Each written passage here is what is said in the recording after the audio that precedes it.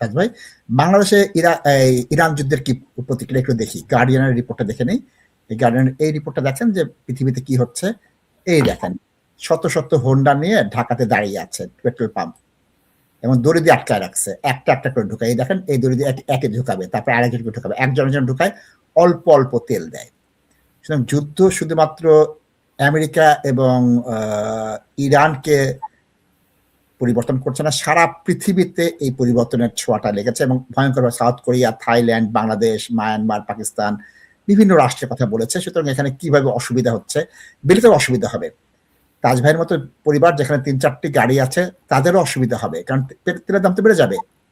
তেলের দাম বাড়লে খাদ্যর দামও বেড়ে যাবে, চাকরি কমে যাবে। সুতরাং এই যুদ্ধের ইফেক্টটা অনেক বেশি। বলা হচ্ছে আফগানিস্তান, সিরিয়া, লিবিয়া, ইরাক যুদ্ধে যা হচ্ছে, এই এক যুদ্ধে তার থেকে বেশি হবে। কারণ কি, তখন পৃথিবীর তেল বন্ধ হয়নি, সার বন্ধ হয়নি, সার বন্ধ হয়ে যাচ্ছে, তেল বন্ধ হয়ে যাচ্ছে।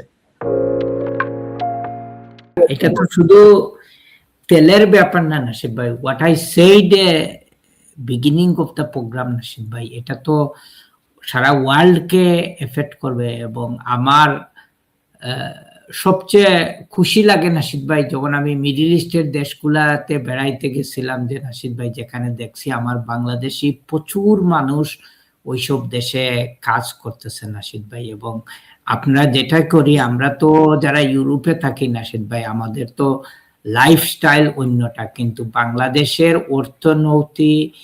অর্থনীতির রিয়েল যোদ্ধা হচ্ছে কি নাসিদ ভাই এই সব মিডল ইস্টের শ্রমবাজার নাসিদ ভাই। এরা যেটাই রুজি করে নাসিদ ভাই 100%ই কিন্তু বাংলাদেশে ওরা রিমিট করে। এবং এই যে এফেক্ট করছে পুরো মিডল ইস্টে নাসিদ ভাই, এবং তারা তো তাদের কাজ করতে পারবে না, এবং it will their family will suffer, country will suffer Nasid ভাই।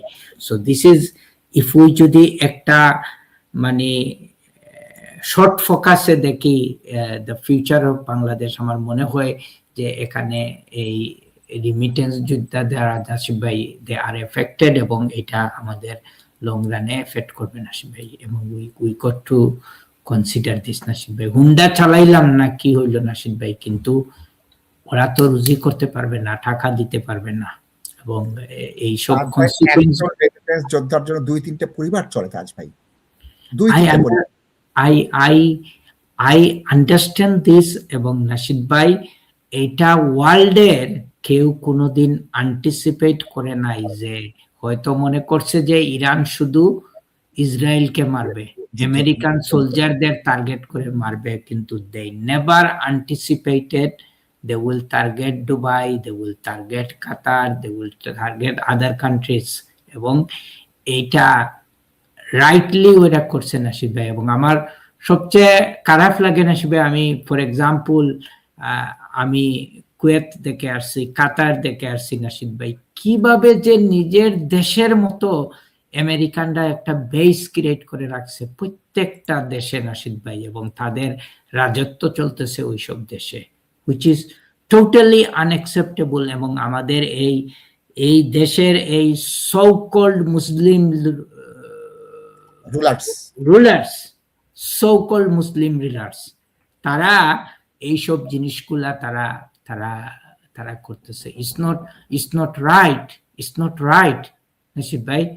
আমি লাস্ট ইয়ারে সৌদি আরবে আবার গেছিলাম উমরা করতে, তো আমার সবচেয়ে ভালো লাগছে, আপনাদেরকে গল্প করলাম যে জিদ্দাতে বেড়াইতে গেছিলাম নাসিদ ভাই। তো এক সাইডে হচ্ছে কি মসজিদ, যেখানে মানে মৃত্যুদণ্ড দেওয়া হয়, শিরচ্ছেদ করে, আর অপর পাশে হচ্ছে কি cinema R night club.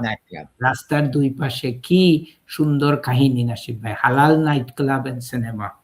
So this is so called our Muslim countries Nasid ভাই, এবং they are now facing some of the consequences। এবং এইসব জিনিসগুলা ওয়ার্ল্ড কখনো anticipate করে নাই নাসিদ ভাই, এবং it will affect every country everywhere in the world, especially আমাদের বাংলাদেশের মতো দেশ যেটা ফরেন রিমিটেন্সের উপর চলে, মিডল ইস্টের থেকে বেশিরভাগই আসে, we will be affected by this.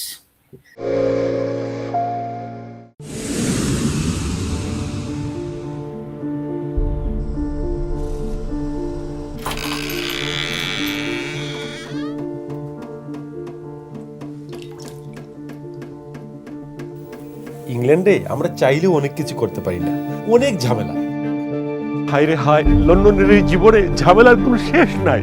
আমি লাল, আমার ইমিগ্রেশন, ঘর, ব্যবসা সবকিছুর ঝামেলার সমাধানে সবসময় পাশে আছে তাজ solicitor. Taj Solicitors. Believe in service.